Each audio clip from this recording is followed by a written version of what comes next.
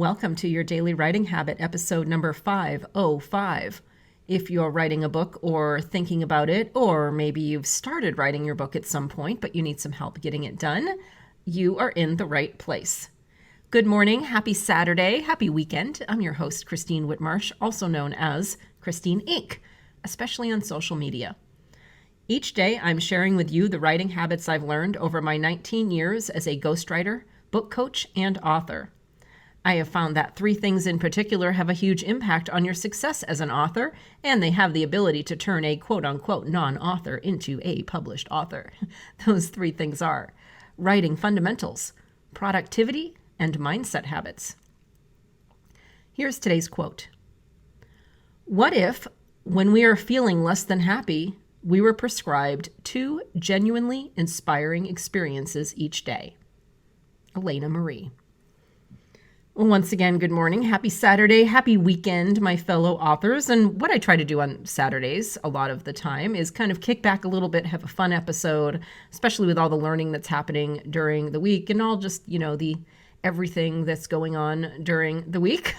So let's have a little bit of fun. And here is a fun tool today for combating writer's block.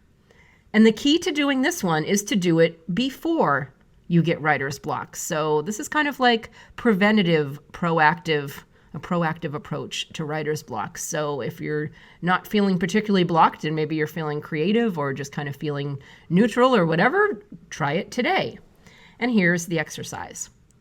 Create a what-if jar. And by jar, I mean any container where you could put pieces of paper, so however you want to do this, but I'm going to call it a jar for these purposes. Create a what-if jar. Use index cards, slips of paper, anything that you want to use to write on, and write down as many what-if statements, so one what-if statement per piece of paper or index card, as many what-if statements as you can think of. Use the wackiest questions that come to mind, the funniest, the most dramatic, the most thought-provoking. Come up with as many what-if questions as you can, realizing that when you are actually dealing with writer's block, you'll be thankful for the ideas and options. And so think of these as writing prompts, but they're just kind of fun ones. They could be story ideas, story premises. You never know. So when you're feeling blocked, reach into your what-if jar, grab a piece of paper, and see what it does for your creative brain. It might have nothing to do with your book whatsoever, but the creative brain is a really magical, miraculous thing. A writing prompt that has nothing to do with your book could be the thing that stimulates you to go back to your book. So consider these really creative writing prompts. So think of what if questions like, what if you were born 100 years earlier? Who would you be 100 years later? What if you met your identical twin in an elevator one day? What if the sun suddenly rose 2 hours late one day? What if human beings didn't require sleep? What would you do with the extra hours every day? And the list goes on. So the idea is to have fun.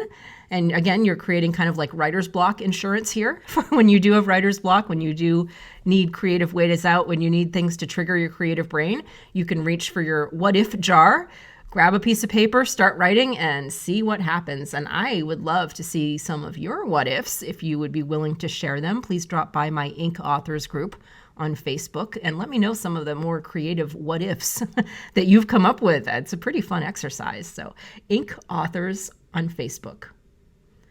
Thank you for joining me here on your Daily Writing Habit, where I am helping you write and finish writing an awesome book, because what if you were a famous author? You never know. So I hope to see you in my Inc. Authors group on Facebook. And until then, until tomorrow, happy writing.